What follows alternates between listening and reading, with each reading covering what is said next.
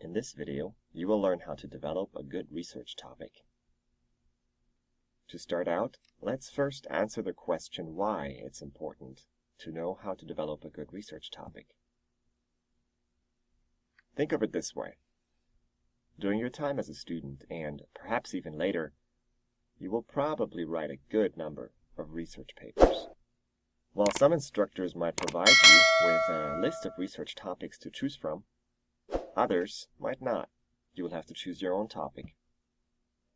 So, what can you write about?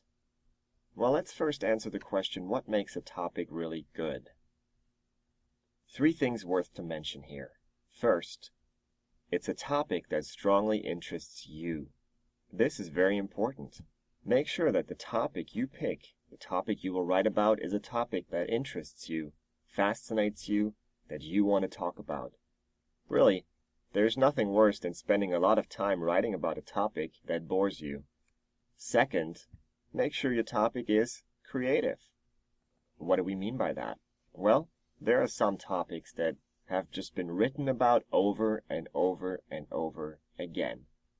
Can you come up with a topic that perhaps hasn't been covered that much? Try to pick something that is creative and exciting to you and your peers. Writing about Shakespeare's dramas is great, but that topic in itself has been covered extensively. So try to find something that might be a little more creative than that.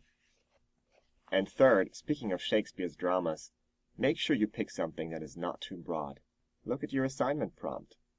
How many pages are you supposed to write?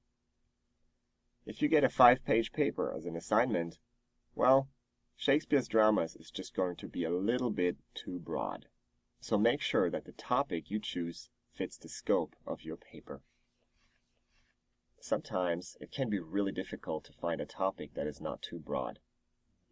Here are a couple of words of advice on what to do when your topic seems too broad.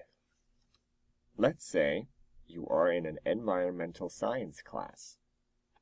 Your teacher gives you this assignment prompt. Write a research paper on a topic dealing with a current environmental issue. Your paper should not exceed 5 pages and should be based on a topic that strongly interests you. Well, you say, that's no problem. I know exactly what to write about.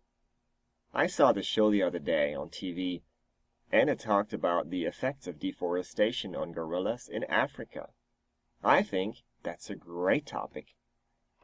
I know it interests me, and it's creative. So, let's write about it. Well, not so fast. Remember, your paper is only supposed to be 5 pages. How are you going to fit that topic into a 5-page paper? That's going to be difficult. So what could you do instead? The key is to add more context. For example, you could add some geographical context to your paper. Is there a geographic region or country in which gorillas are specifically affected by deforestation? Perhaps you want to focus more on a historical context. Is there a certain time aspect you want to write about? Perhaps the time when deforestation really started to affect gorillas. And third, with this topic, you could also add biological context. Perhaps there's a specific subspecies of the gorilla that you're interested to write about. So when we combine all 3 contexts and incorporate them into the original topic, this is what we get. Something like current effects of deforestation on the mountain gorilla in southwest Uganda. We thereby incorporate the historical context, the biological context, and the geographical context.